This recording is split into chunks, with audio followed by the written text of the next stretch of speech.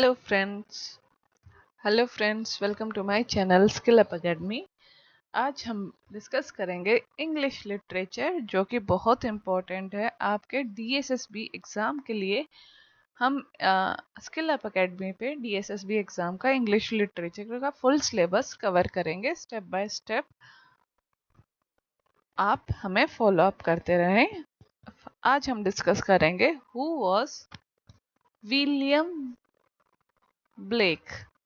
William Blake कौन थे और कब इनका जन्म हुआ। अगर आप विलियम ब्लेक के बारे में जानते हैं तो बहुत अच्छी बात है। अगर आप बिगनर हो तो हम स्टेप बाय स्टेप आज सीखेंगे कौन थे विलियम ब्लेक। विलियम ब्लेक एक बहुत बड़े पोएट थे, जो कि विजनरी पोएट और पेंटर भी थे। इनका इंटरेस्ट पेंटिंग में भी था। पेंट बहुत अच्छा करते थे ये। अपनी स्टोरीज और जो भी पोएम है उनमें ये पोएट्री के साथ साथ पेंट भी करते थे उनकी इमेजेस को। अगर ब्लेक को आप कैटेगराइज करोगे तो इसको आप किस में कैटेगराइज करोगे, प्री रोमांटिक और या ये एक ट्रांजिशन पोएट थे।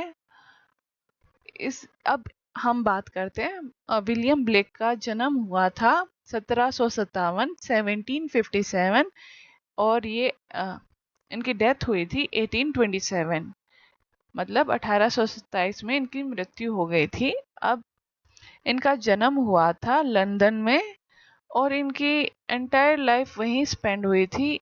ये सिर्फ राइटर नहीं थे, ये एक प्रोफेशनल पेंटर भी थे साथ में, आपको मैंने बताया था।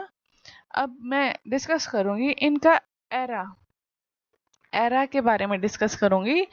18th सेंचुरी के बाद और 19th सेंचुरी के शुरुआत के पोएट थे ये। इन्होंने रोमांटिक मूवमेंट का शुरुआत करने वाले मतलब जो भी रोमांटिक मूवमेंट कहते हैं इंग्लिश में, उनकी शुरुआत करने वाले माना जाता है इनको। प्रोफेशन की बात करें, ये सिर्फ पोएट नहीं बल्कि एक एनग्रेवर और पेंटर भी थे। वो अपनी पोएम्स के साथ खुद ही ड्राइंग बनाते थे, जिसे कि इल्यूमिनेटेड पेंटिंग भी कहते हैं। मैंने आपको पहले भी बताया था पेंटर के बारे में। अब विजनरी क्या है, ब्लेक को बचपन से ही विजन, रूहानी चीजें दिखती हैं, जैसे पेड़ पर बैठा एंजल्स। इसीलिए उनकी पोएट्री काफी मिस्टीरियल और स्पिरिचुअल है। अब हम बात करेंगे इनके major. The rebel, he hate the dark satanic miles of industrial revolution and rigid rule of the church and state. ये नफरत करते थे, किन से नफरत करते थे, जो कि सख्त कानून थे हमारे चर्च के और जो स्टेट के इंडस्ट्रियल रेवोल्यूशन के दौरान। इनको वो सब चीज़ें पसंद नहीं थी। हमने बात करी थी इनकी पेंटिंग्स की। ये इनकी पेंटिंग्स को इल्यूमिनेटिंग पेंटिंग्स कहते थे। ये इनकी टेक्निक थी, ये अपनी जो पोएट्री थी उसके बीच में पेंट करने की। Where he etched both words and illustration on copper plate then colour them. ये आराम से अच्छे से पेंटिंग बनाते थे कॉपर प्लेट पे और उनको हैंड कलर्स करते थे। लीगेसी की बात करें, he died in relative poverty, बहुत गरीबी में इनकी मृत्यु हुई थी। But he celebrated for his immense imagination and his belief that everything that live is holy। अब हम इनके वर्क के बारे में बात कर लेते हैं, फिर हम इनकी स्टोरी है जो पोएम है उसके बारे में डिस्कस करेंगे। मेजर वर्क है और songs of innocence and songs of experience. Blake का सबसे इम्पोर्टेंट वर्क है। इसके दो पार्ट हैं जो ह्यूमन सोल की दो अपोजिट स्टेट्स को दिखाते हैं। अब सॉन्ग्स ऑफ इनोसेंस की बात करें, मासूमियत, इनोसेंस होता है। इसकी थीम क्या है, चाइल्डहुड है, बचपना है, प्योरिटी है, बिल्कुल साफ है, जॉय है, खुश मिजाज है और नेचर। इसमें सिंबल है द लैम्प। लैम्प होता है मेमना, भगवान की जेंटलनेस और इनोसेंस का सिंबल है। एटमॉस्फेयर की बात करें, खुशनुमा और पीसफुल एटमॉस्फेयर है। ये पब्लिश हुई थी, लिखी थी 80, मतलब एक कलेक्शंस में थी। कौन सी? द सॉन्ग ऑफ इनोसेंस की कलेक्शन में एक पोएम थी, द लैम्प। ठीक है, आपको याद करना होगा। और अब सॉन्ग ऑफ एक्सपीरियंस की बात करें, जो कि 1794 का कलेक्शन है। इसके थीम्स भी बता दूं मैं। इसमें अडल्ट लाइफ, देखो अपोजिट कॉन्ट्राडिक्टरी है। पहले में चाइल्डहुड की बात हुई है, अगर इनोसेंस की बात करें, एक्सपीरियंस की बात करें, यहाँ पे अडल्ट लाइफ के बारे में बात हो रही है। उसमें क्या क्या करप्शन है, भ्रष्टाचार है, सोशल इनजस्टिस हो रहा है सबके साथ, और डर। सिंबल उसमें हमने लैम्प लिया है, मेमना, और इसमें टाइगर, एक बाघ लिए गए हैं, भगवान की भयंकर और पावरफुल साइड का सिंबल। यहाँ पे एटमॉस्फेयर, वहां पे खुशनुमा एटमॉस्फेयर और पीसफुल था, यहाँ पे डार्क और क्वेश्चनिंग आ रहे हैं उसके अंदर। ठीक है, अब लैम्प के बारे में बात करते हैं। लैम्प पोएम के बारे में, most important for exam.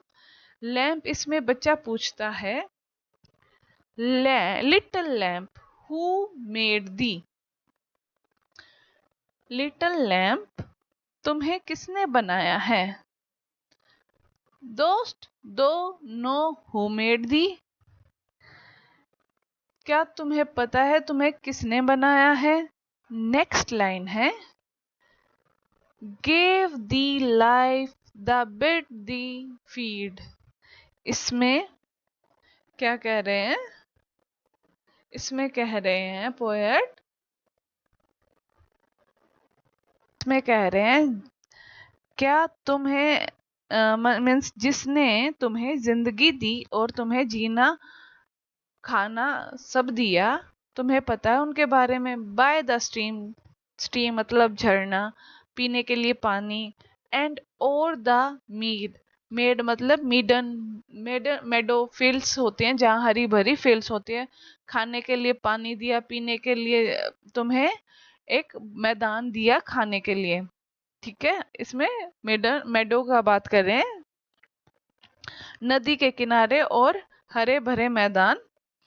Give the clothing of delight, जिसने तुम्हें इतने प्यारे कपड़े दिए, इतना सॉफ्ट फर दिया।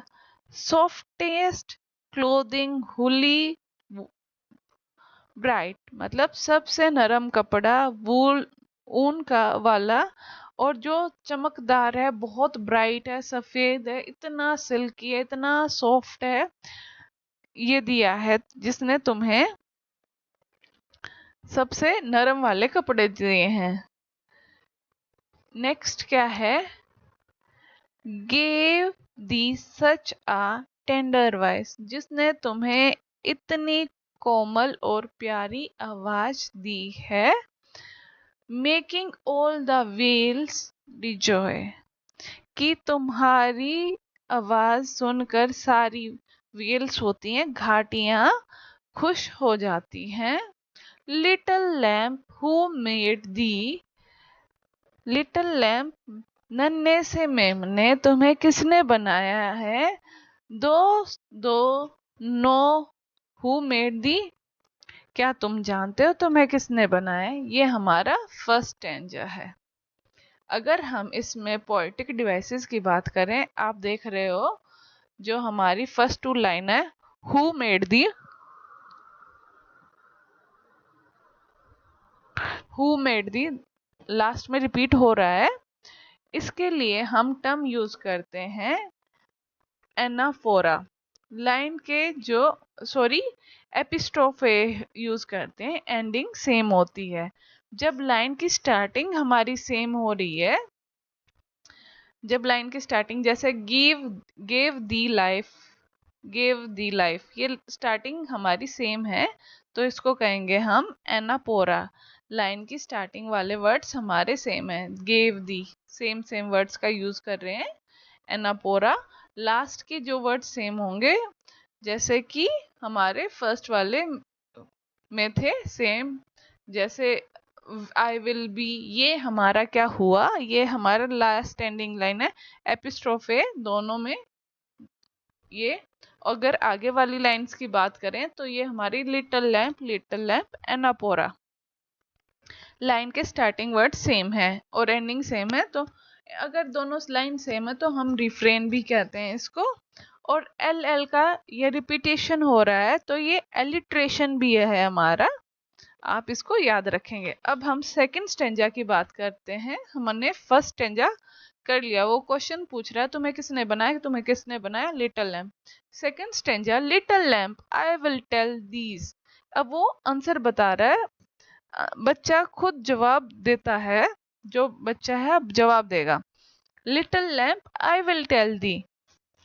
नन्हे मैम ने, मैं तुम्हें बताता हूँ, मैं तुम्हें बताता हूँ।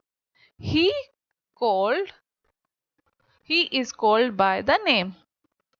तुम्हें बनाने वाले तुम्हारे नाम से ही जाना जाता है। For he called himself a lamb. क्योंकि वो खुद को भी एक लैम्प की, लैम्प भी कहता है। यहाँ जीसस क्राइस्ट की बात हो रही है, जीसस क्राइस्ट को लैम्प कहते हैं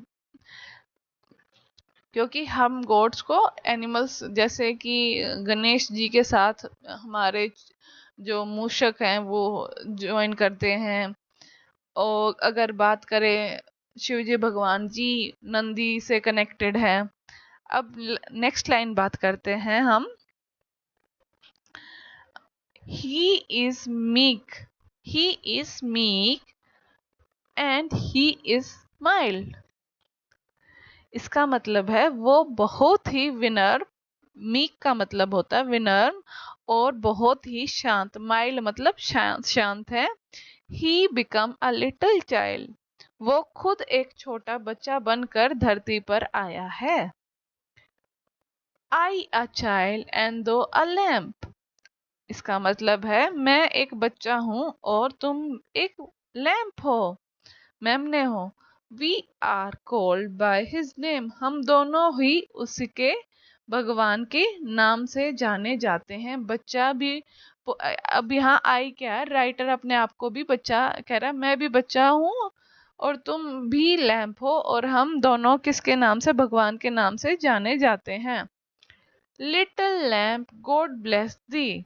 लिटिल लैम्प गॉड ब्लेस दी।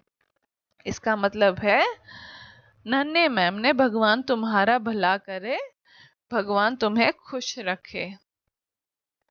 अगर बात करें इसका क्विक एनालिसिस करते हैं, इसमें हमने पोएटिक डिवाइसेस के बारे में बात करी। अब symbolism, lamp represent three things. एक एनिमल है और एक वो इनोसेंस दिखा रहा है अपने चाइल्डहुड की, और वो जीसस क्राइस्ट को रिप्रेजेंट कर रहा है। इसकी राइमिंग स्कीम के बारे में बात करते हैं। राइमिंग स्कीम है हमारी A B B rhyming scheme है, सिंपल राइमिंग स्कीम है, रिफ्लेक्ट करती है अनकॉम्प्लिकेटेड जॉय ऑफ इनोसेंस। ठीक है, मैसेज क्या है, ब्लेक ब्लेक क्या सजेस्ट करते हैं, God is not a distance scary जज but someone approachable gentle and present in the small creature.